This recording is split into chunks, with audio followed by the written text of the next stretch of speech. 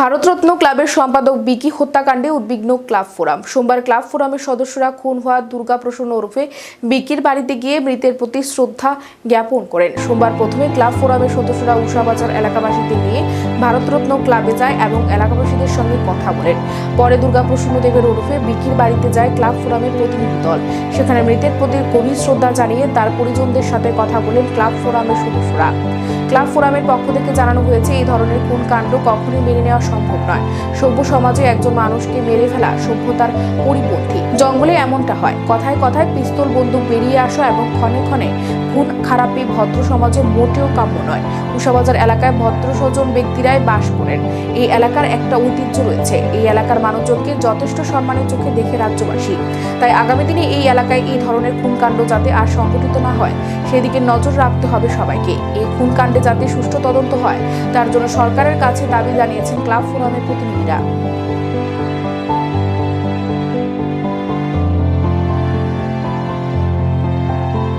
Club ফোরামের chairman Sanjay দা, সভাপতি প্রণব সরকার, তপেশ দা সহ ক্লাব ফোরামের কর্মকর্তারা উপস্থিত আছেন এবং ভারতরত্ন ক্লাব, আমরা মনে করি এটা আপনাদের ক্লাব না, এটা আমাদেরও ক্লাব। আমাদের ভারতরত্ন ক্লাবের সভাপতি সহ সম্পাদক সহ কর্মকর্তারা আছেন। এখানে বিভিন্ন সংগঠনের, বাজার সহ ট্রান্সপোর্ট সহ বিভিন্ন সংগঠনের কর্মকর্তারা আছেন, এলাকাবাসীরা আছেন। যা হয়েছে তার সুষ্ঠু বিচার আমরা চাইব। মানুষ খুন করে নেওয়া এটা সুস্থ সমাজের, ভদ্র সমাজের লক্ষণ না। দোষগুণ অনেকেরই থাকতে পারে, কি আছে না আছে সেই বিতর্কের কোনো প্রয়োজন নেই। মানুষকে মেরে ফেলা এটা কোন সভ্যতা? জঙ্গলের রাজত্ব তো না। এগুলো বন্ধ হওয়া দরকার। আমরা প্রশাসনের কাছেও আবেদন জানাবো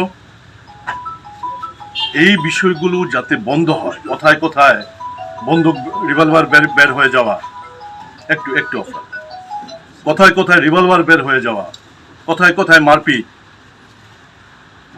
উষাবাজার বা এই যে চত্বর, সিনাইহানি, উষাবাজার, এয়ারপোর্ট, এই যে চত্বর, এই চত্বরে সুস্থ মানুষরা বসবাস করে। আমরা জানি উষাবাজার দীর্ঘদিনের একটা ঐতিহ্যশালী এলাকা, এয়ারপোর্ট চত্বর দীর্ঘদিনের ঐতিহ্যশালী এলাকা। এই জায়গার সুস্থ পরিবেশ কোনোভাবে যাতে বিঘ্নিত না হয়, কোনোভাবে যাতে বিঘ্নিত না হয়, আপনারা সবাই মিলে এগিয়ে আসুন, সবাই মিলে এগিয়ে আসুন।